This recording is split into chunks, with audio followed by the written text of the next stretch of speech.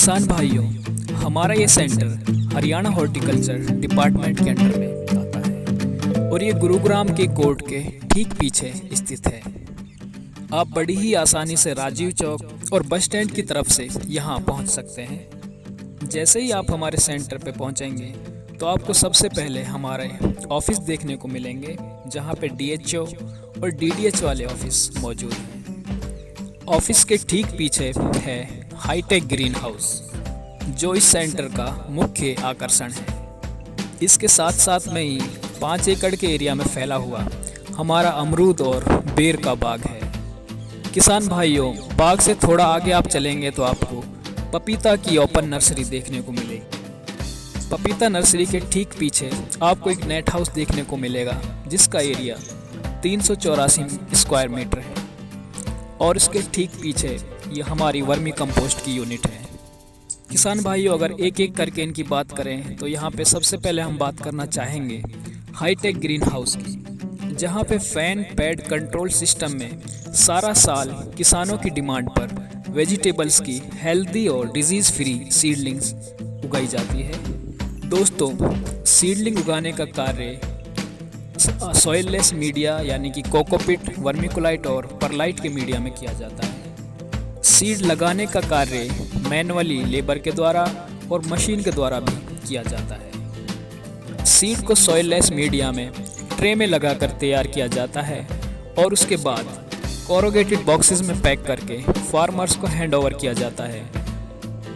Corrugated boxes में आप बड़ी आसानी से एक के ऊपर एक बॉक्स रखकर अपना ट्रांसपोर्ट का कार्य आसान कर सकते हैं। किसान साथियों, अगर सीडलिंग बुकिंग प्रोसेस की बात करें तो यहाँ पर 2 तरह की स्कीम्स हैं।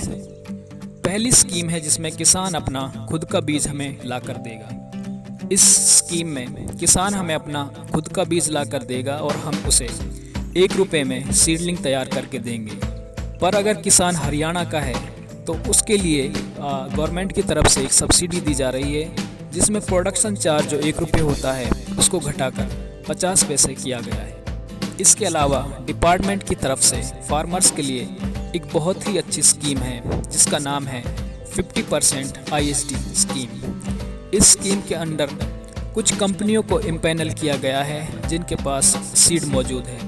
किसान लिस्ट में से अपने मनपसंद सीड यहाँ पर बुक कराएंगे और उसका बीज का प्रोडक्शन चार्ज, सीड कॉस्ट और मोटिलिटी कॉस्ट को मिलाकर जो उसका कुल मूल्य बनता है उसका 50% हिस्सा किसान को देना होता है और 50% गवर्नमेंट की तरफ से होता है और किसान को अपने हिस्से का 80% एडवांस जमा करवाना पड़ता है और बाकी का बचा 20% हिस्सा जब अपनी पौध लेके जाता है तब जमा करवाना पड़ता है।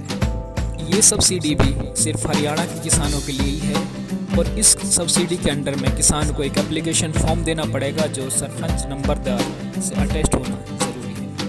इस सब्सिडी स्कीम की एक कंडीशन और भी है कि एक सीजन में एक फार्मर सिर्फ 2.5 एकड़ के लिए ही सब्सिडी ले सकता है। किसान साथियों, इसके अलावा यहाँ पर पपीता की सीडलिंग्स है, जहाँ पे पपीता की नर्सरी तैयार की जाती है। किसान अपनी इच्छा अनुसार अपने पौधों की डिमांड हमें लिखवा सकता है और जब पौधे तैयार हो जाते हैं तो उन्हें 20 रुपये पर प्लांट के मूल्य से सीडलिंग्स दी जाती है।